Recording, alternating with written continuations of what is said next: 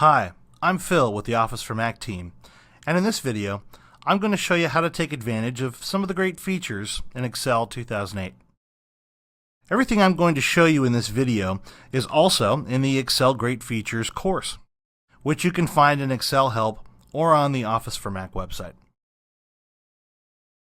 If you want to follow along with me, go ahead and download and open the practice file that comes with the course. By the way, in this course, you'll find additional tips, a quiz, and a quick reference card, which I encourage you to check out if you have time. Okay, let's go ahead and get started. One time saver that I really like is a feature that lets me copy formatting from one cell to another, without having to format each cell from scratch. For example, I like the way these cells are formatted. Now, I want to copy this formatting to other cells on my sheet. So, all I have to do is select the cell with the formatting I want. Then I click the Format button here on the toolbar.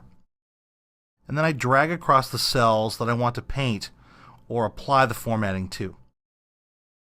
See how these cells now have the same shading and currency formatting?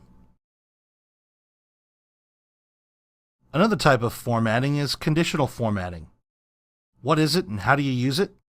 Well, let's say you want to highlight any time your dining out budget exceeds $150. You just select the cells you want the condition to apply to, in this case, the dining out row. Then on the Format menu, click Conditional Formatting. And here's where you define the condition. You can add as many conditions as you want, but for now, let's just add one. So this condition is when a cell value is greater than 150. And then you need to define how Excel will format the cells that meet that condition. Let's make the cells that meet this condition appear with an orange highlight. And you can see that all the cells in the dining out row greater than $150 are now highlighted in orange. If you're like me, you probably like shortcuts, and one of my favorites is a feature called Autofill. Like here on the month row, maybe you don't want to type out every month. Well, instead, you can just type January, and then move the mouse over the lower right corner of the cell. See how the pointer turns into a cross? Then, you just click and drag. And that's it. You've got the months you need for the budget. You can also use Autofill to complete other types of series, like days of the week or simple numbering. But if you want to autofill another type of series, you'll need a custom list. So here on the Excel menu, click Preferences. And then click Custom Lists. Let's say you want a list of utility categories for a budget. You just type the items in the list. Make sure you press Return after each item. And when you've got all the items you want, click Add.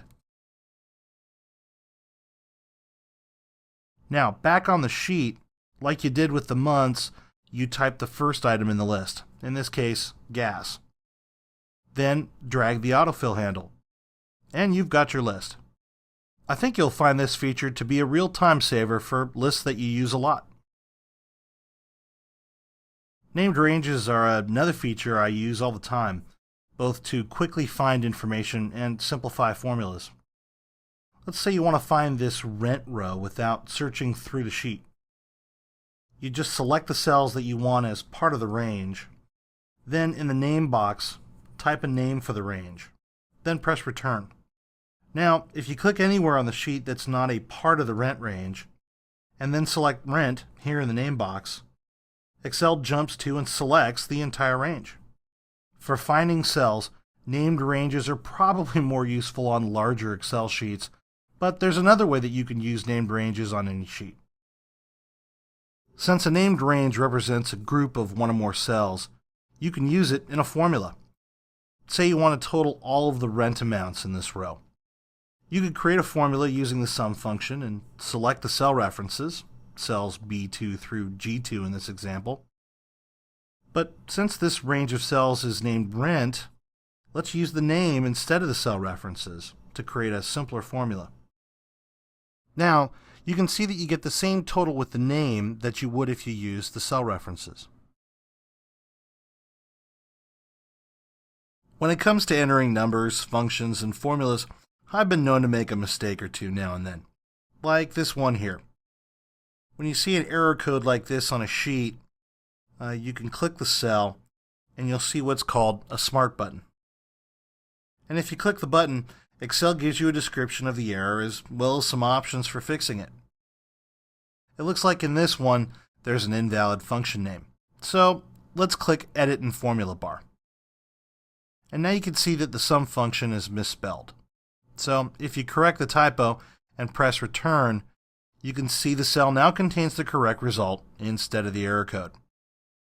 All errors might not be that straightforward, but the Smart button gives you several ways to get started fixing them. On this sheet, it's pretty easy to see all of the errors that need to be fixed. But on a larger sheet, you'll probably want to use the Error Checking tool.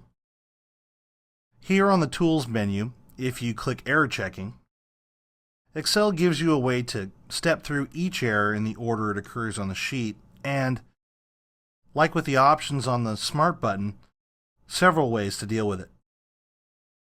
I have to admit, the Error Checking tool has saved me from exposing some embarrassing errors. So, those are some of my favorite features in Excel 2008. Hopefully, you'll get as much out of them as I do.